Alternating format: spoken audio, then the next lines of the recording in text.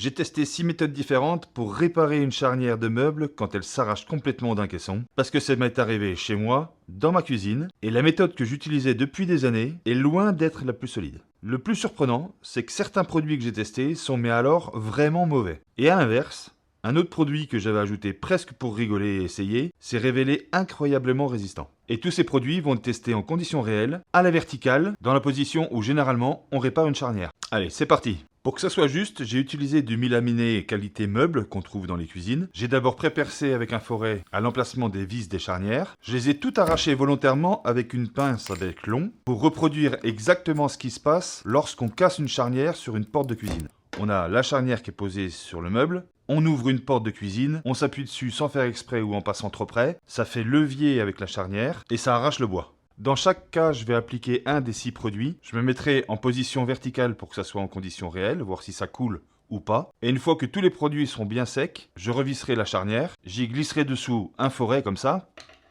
pour faire levier.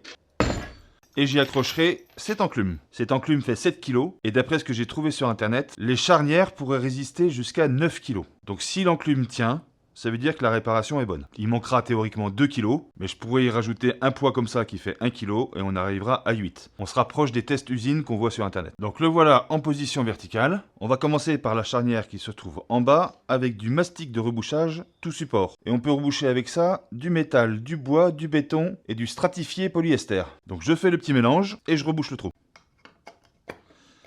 Alors, la boîte est grosse mais il n'y a pas grand chose dedans. Donc on va pas en prendre beaucoup, on va mettre une noisette, un tout petit peu de durcisseur. Voilà, et on mélange.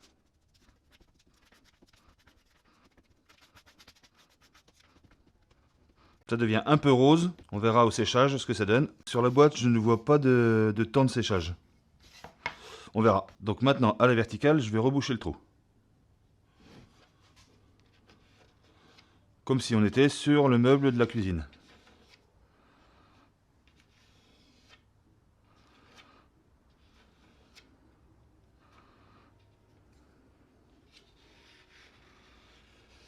Bon, sur un vrai meuble de cuisine, j'aurais mis quand même un peu de scotch peinture autour pour éviter de salir tout le meuble. Donc là, on s'aperçoit que ça ne coule pas. Même quand on en met beaucoup, ça coule pas. Donc verticalement, ça passe. Ça se travaille bien et ça se lisse bien. On passe au deuxième.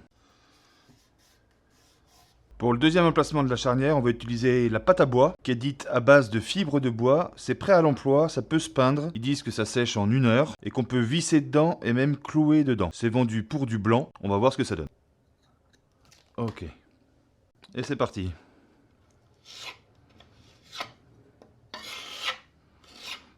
Ça s'étale bien.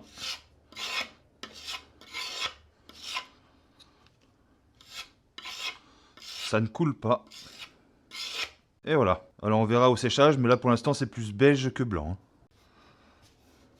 Pour la troisième charnière, on va prendre un répare-vite pour bois cassé. C'est une pâte à réparer. On trouve ça aussi des fois pour les parties métalliques à réparer. C'est une sorte de pâte à modeler avec un bicomposant. Ils disent qu'on peut la travailler pendant 3 ou 4 minutes et que ça met 24 heures à sécher. Donc si on utilise ça, il ne faut pas être trop pressé. Ok. Allez, on malaxe.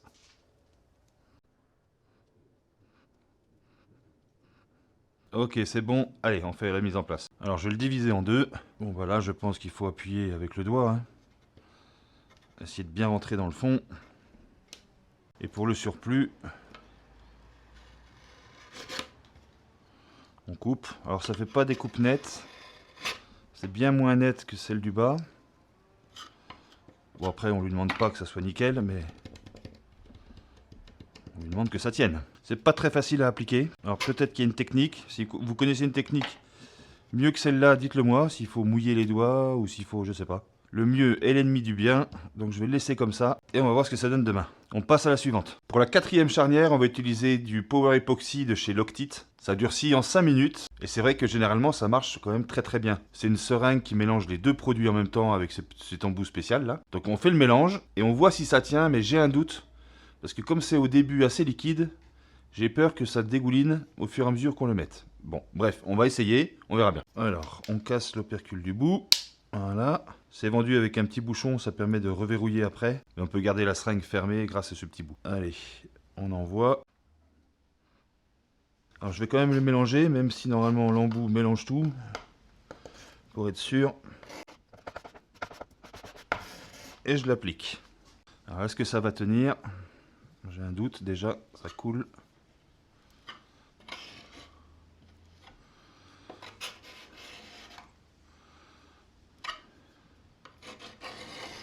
Alors quand je regarde de côté, ça n'a pas l'air de faire de gouttes. Bon, je vais le laisser comme ça. Je vois une légère goutte quand je regarde de côté qui se forme, mais c'est pas bien méchant. Bon, je rectifie ce que je viens de dire. Ça coule, donc je vais essayer de le redresser et je vais mettre un morceau de scotch par-dessus pour que ça tienne. Et je sais pas trop ce que ça va donner d'ailleurs quand je vais surtout l'enlever. Voilà. Donc pareil, pour celui-là, je vais laisser comme les autres, 24 heures. Pour la 5e charnière, on va utiliser les plaques qui se vendent sur internet ou dans les magasins de bricolage. Il y a des plaques qui se vendent côté meuble et des plaques qui se vendent côté porte, qui ont un rond à la place là. Donc je fixe cette plaque là et on viendra ensuite y mettre la charnière. J'ai fait un pré-perçage de 1 mm, 4 vis et c'est parti.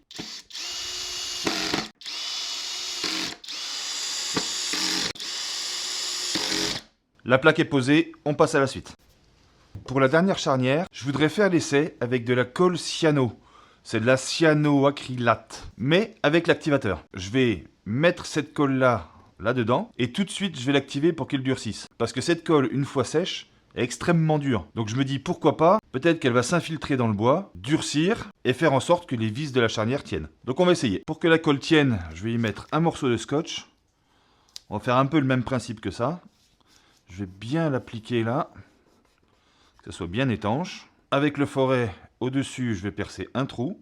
Là, pareil. Voilà. Je vais essayer de la faire couler dans le trou.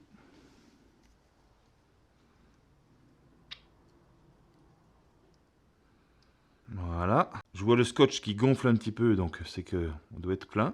Voilà. Quand j'appuie, ça ressort un peu, donc on doit être bon. Et tout de suite, je mets l'activateur. Donc là, ça va durcir tout de suite, ça va plus couler et ça va activer la colle.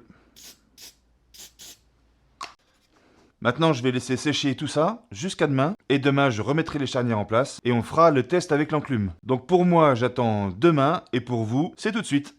Nous voici le lendemain, tout est sec. J'ai repéré l'emplacement pour les charnières. Je vais pré-percer et une par une, on va les tester. Alors, la tige. Je vais commencer par le poids d'1 kg. Parce que si ça tombe, ça sert à rien d'aller plus loin. Là, on est bon. Là, il y a 2 kg. Donc là, en tout, on a 3 kg et ça a l'air de bien tenir. Donc je les enlève et je mets l'enclume. L'enclume, on a vu ensemble que ça faisait 7 kg. Alors je la pose, je me recule les pieds quand même et je lâche. Alors ça tient. Et ça finit quand même par lâcher. Ce qu'on peut faire, c'est qu'on constate quand même que ça a lâché, mais que ça a emmené quand même un peu de bois avec le laquage blanc. Donc je peux en déduire que ça a quand même tenu et ça a arraché au dernier moment le bois en même temps que le mastic. C'est pas juste le mastic qui est parti. Donc là, c'est resté quand même quelques secondes. Lorsqu'on force sur une porte, on s'appuie pas quelques secondes sur la porte. On s'appuie dessus, mais c'est quand même une ou 2 secondes maximum. Donc on le garde de côté, c'est pas trop mal. Je vous cache pas qu'en vissant la charnière sur la réparation qui a été faite avec de la pâte à bois, j'ai trouvé le truc un petit peu mou. Donc on va commencer léger avec 1 kg. Si ça tient, je serai quand même surpris. Donc je place 1 kg. Ok, bon. Je rajoute 2 kg. Ça fera 3 kg. Ok. Bon, 3 kg là sur le forêt, là sur la tige, ça n'a pas l'air beaucoup. Mais ça pèse quand même. Sur une charnière, je ne sais pas quelle puissance on y met quand tu lui mets un coup de genou. Mais là, 3 kg, on est déjà quand même pas mal. Allez, je les enlève et on essaye l'enclume. Alors 7 kg, là j'y crois pas trop. Je lâche et je me recule direct. Ouais, j'ai même pas eu le temps de lâcher. Ouais, donc c'est bien ce que j'ai vu quand j'ai vissé. On voit que quand on utilise de la pâte à bois, il faut pas mettre de force dessus parce que si c'est une charnière, ça tiendra jamais. On passe au répare vite. Pareil, on commence 1 kg. En le vissant, j'ai eu l'impression que ça avait l'air de bien tenir. On rajoute 2 kg. Ouais, donc là, ça tient. Mais par rapport à la sensation au vissage, ça m'étonne pas. Eh bien, on va tester tout de suite le 7 kg avec l'enclume. Je m'écarte et je lâche. Et bien là, ça a l'air de tenir. Est-ce que ça va tenir longtemps? Pour l'instant, c'est celui qui tient le mieux. Bah écoutez, là pour l'instant c'est bon. Je vais rajouter 1 kg. Ok. Et maintenant, je vais rajouter 2 kg. Donc on va être à 7, 8, 9, 10 kg. Donc le répare vite, il tient à 9 kg et lâche à 10 kg. C'est quand même pas mal. Pour l'instant, je fais un point, c'est celui qui tient le mieux. On enchaîne sur le mélange époxy. Et là, en vissant les deux vis, là, j'avais l'impression, j'entendais que ça croustillait un petit peu. Donc je pense pas que ça va tenir longtemps. 1 kg, plus 2.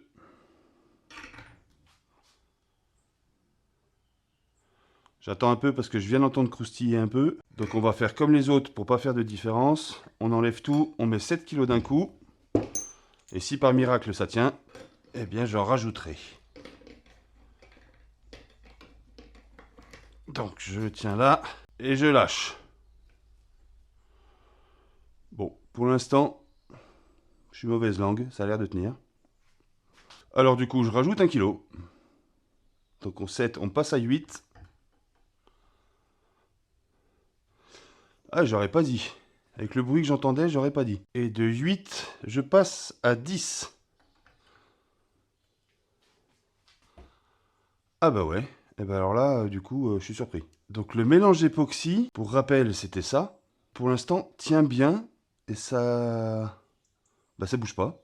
Donc là, j'ai plus de poids à rajouter. Donc c'est au-dessus des normes qui disent d'usine. Donc 10 kg. Et ben pour l'instant, je marque que c'est le numéro 1 pour l'instant. On va passer à la plaque. Alors la plaque, quand j'ai vissé, ça se visse très très bien, ça tient très bien. Seulement le souci, c'est que c'est pas ces vis qui tiennent dans le bois, c'est ces 4 petites vis là. Donc on va voir si les 4 petites vis font la résistance voulue. 1 kg, plus 2, 3 kg. Ok, bon là ça tient très bien. J'enlève les 3 kg. Je place les 7 kg. Et je lâche. Pour l'instant ça tient. J'ai eu peur. Je rajoute 1 kg. On monte à 8 kg. On voit que ça commence à se soulever quand même. Et là, je rajoute 2 autres. Donc on sera également à 7, 8, 9 et 10 kg.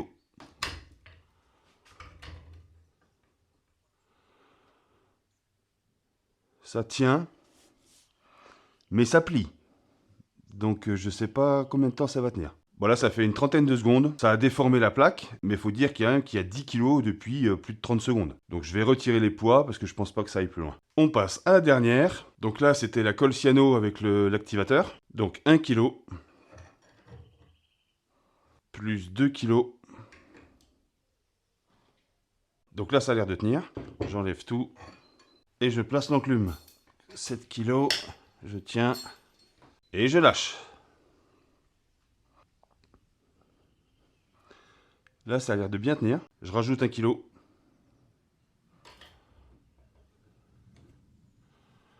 Ça tient toujours. Et je rajoute 2 autres kilos. Donc on sera à 10 kg.